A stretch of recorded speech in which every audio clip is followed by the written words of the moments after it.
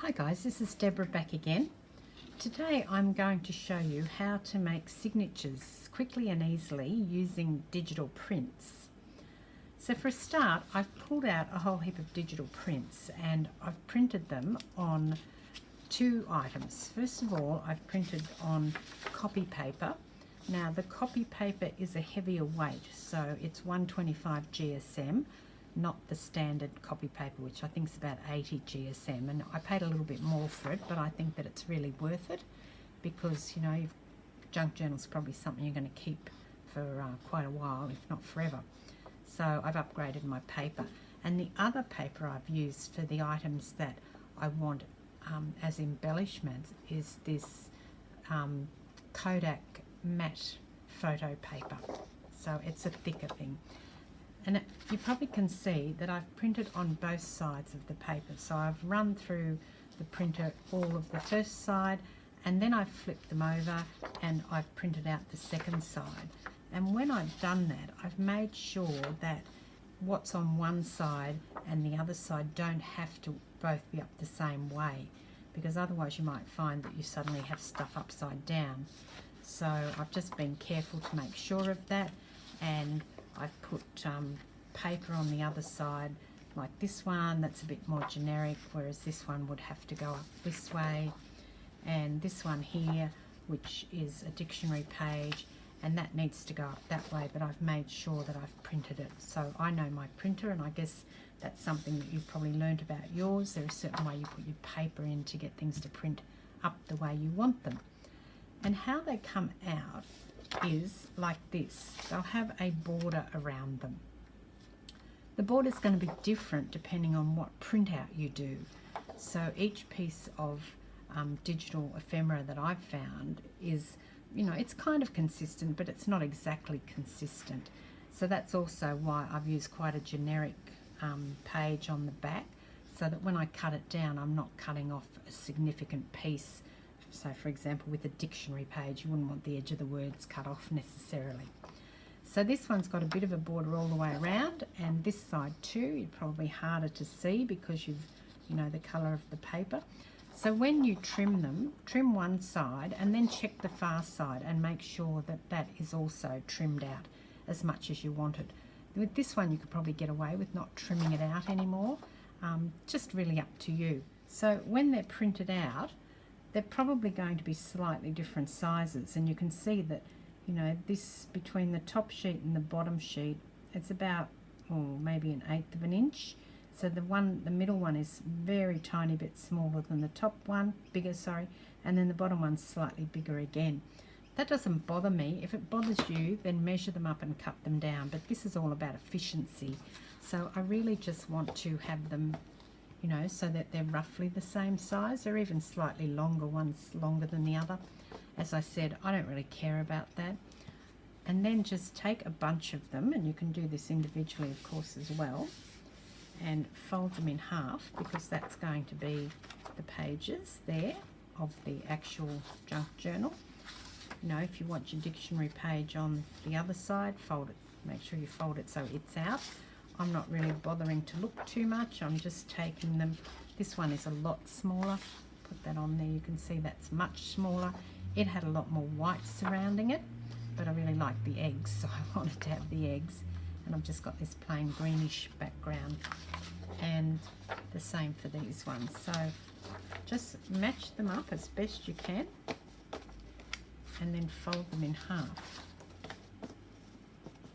And I've started one before. This is the 10th page, and I've just that's just the same. It's printed both sides, and then I'm using the digital ephemera. So I purchased this on Etsy and got it from a few other places, but most of it's bought off Etsy. These ones here, I haven't printed anything on the back because they're probably going to be like this. They're going to be a tag or a pocket or something like that. And I haven't printed this on the back either, because that's somewhere that the person could write. They could also write on the lined page.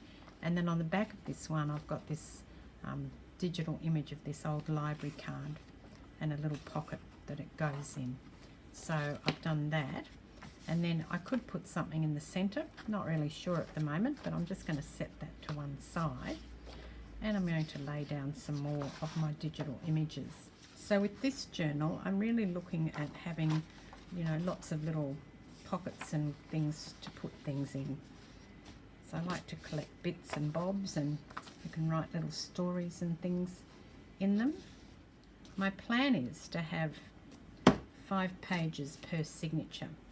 So I'm talking about a full A4 size page. So when you fold that in half, you'll get 10 pages, and then back and front will be 20 pages per signature.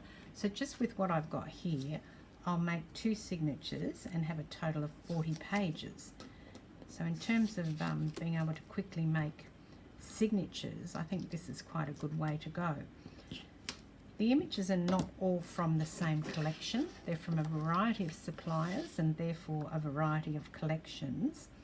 And how I've made them go together is just by keeping it all in that vintage sort of colour tone, which, you know, I love anyway. I love everything vintage. It's what I just, you know, want to use constantly. So by keeping it in this colour tone, I'm able then to make it all match together. So when you put it all together with all these colourways, you're going to get that sort of same look throughout, even though it's from different places. So this tag here, I've just stuck on one side, and later when I do sort of the hardware stage of this, I will put a clip or something there to help hold that, and I'm just tucking an old photo in there. I'm going to leave that side blank because it's, you know, good for writing on. So that's the second one done. I've got these vintage receipts, and they've sort of got like these little torn bits at the edge, so I'm going to encourage that just by snipping them off. Then I'm going to use something I haven't used in years, which is this Making Memories edge scraper. Used to use it all the time and then haven't picked it up for years, but now's a good time. Start again, just to create this sort of distressed look, especially since I've cut those edges out.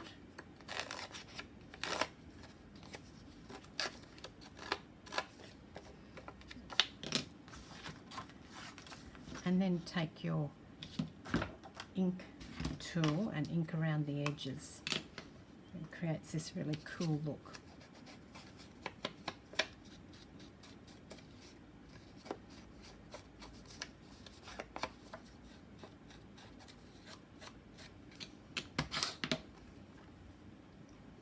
There, that's really cool. Okay, so this is also going to go in here. What I love about buying digital images is that you can use them over and over again. So it's just a matter of printing them out. And so I think that they're quite economic because you can reuse them. I don't always work in digital images. I sometimes mix them up. But for this video, I just wanted to show you that you can create really beautiful things with your digital images alone. And the next page I'm going to tackle is this dictionary page. And what I thought I would do here is, I know I've printed the back, but it's not the end of the world if I don't use it. I'm actually just going to fold this over. And I'm just wondering if I can fold it over to get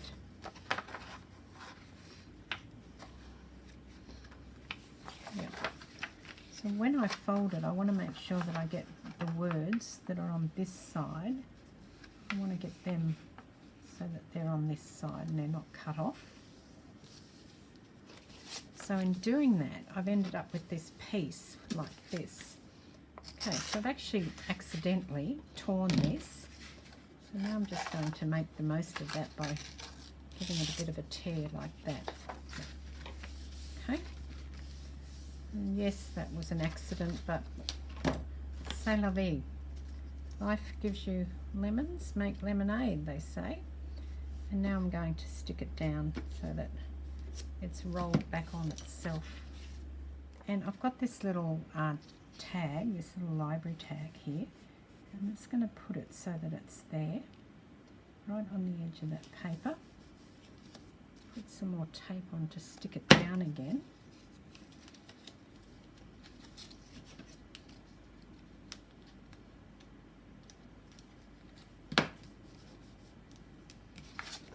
and then I'm going to turn it over and cut it off. And there you go. Now I've got this little bit of interest in the junk journal. And then I'll put something else down here. So this one here is a library pocket again. And I just wanted to do something a bit different with this one.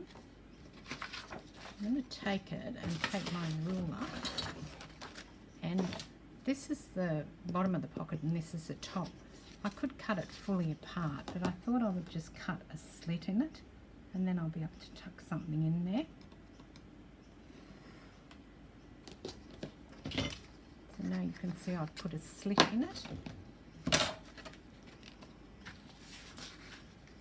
That can go down on probably this page here, I think. Yep. So I've done a whole signature now, just using the digital ephemera.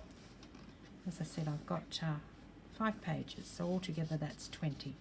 So starting off with this little library pocket, got lots of writing page there and there, the old dictionary, little tuck spots, things to put something in there to hold those in there, but that's okay, we'll find something.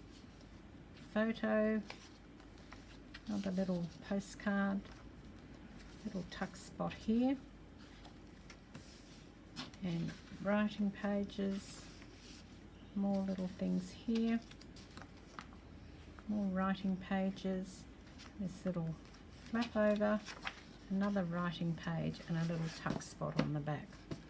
So that was pretty quick, just to pull together a whole signature with tags and tuck spots and all sorts of things in it in that much time. And this is why I quite like the digital world, because I don't have to think too much about what's going to go with what, provided I buy in that same sort of vintage feel. I find that everything will go together quite nicely. So until next time, I hope you enjoyed the video. If you did, please subscribe. I put videos out a couple of times a week and on all sorts of subjects. So cheers, until next time. This is Deborah. Bye.